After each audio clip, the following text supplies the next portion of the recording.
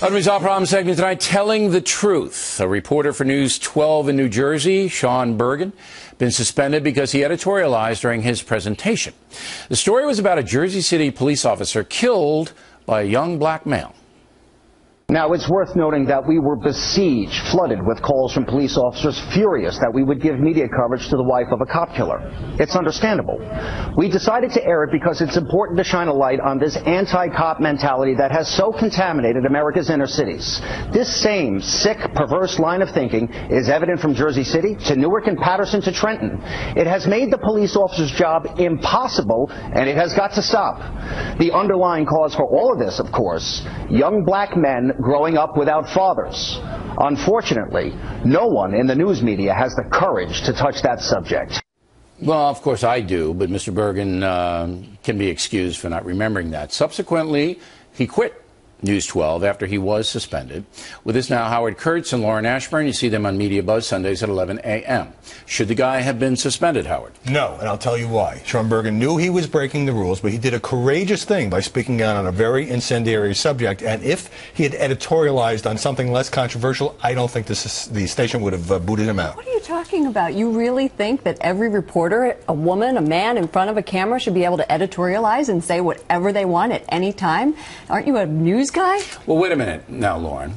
The problem with his report was that part of the report was the blowback from police officers angry that News 12 put a woman on the air, the mother of the murderer, who condemned the police force.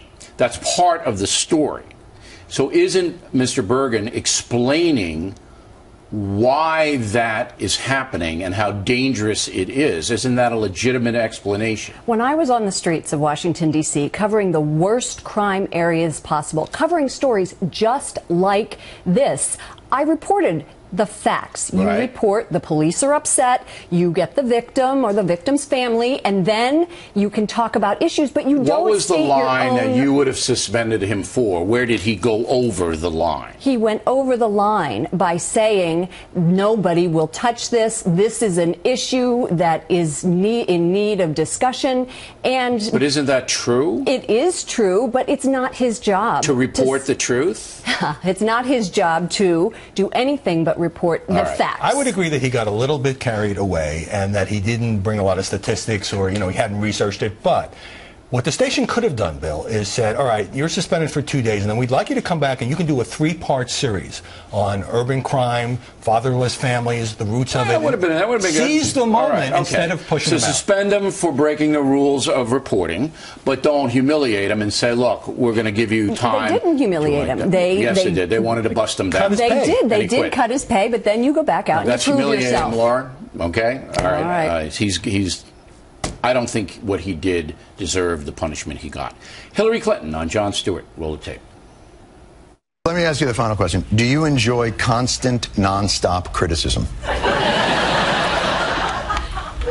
Enjoy is probably the wrong word.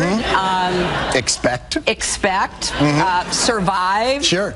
Live through. It just sort of comes with the territory. It does come with the territory. Indeed. So it sounds to me like, if I may, you've declared for president. All right. Well, did you see the whole interview? I watched the whole thing. Right.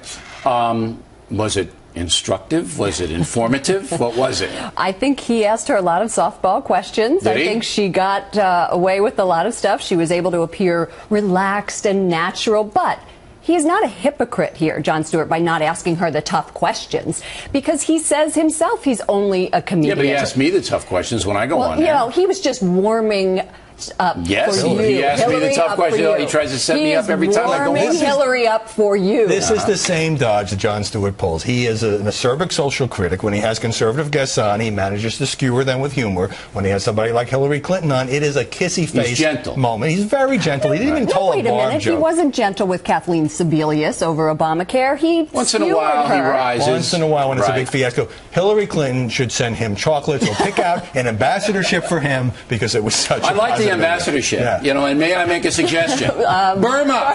Get him over to Burma, Stewart. You love it there. What happened to your bromance with Jon Stewart? I don't know what that word means, but I have a decent relationship with Stewart. I mean, you know, we'll see what happens in the future. He's on thin ground now, but he may get back. All right, Howard and Lauren, we'll see you on Sundays.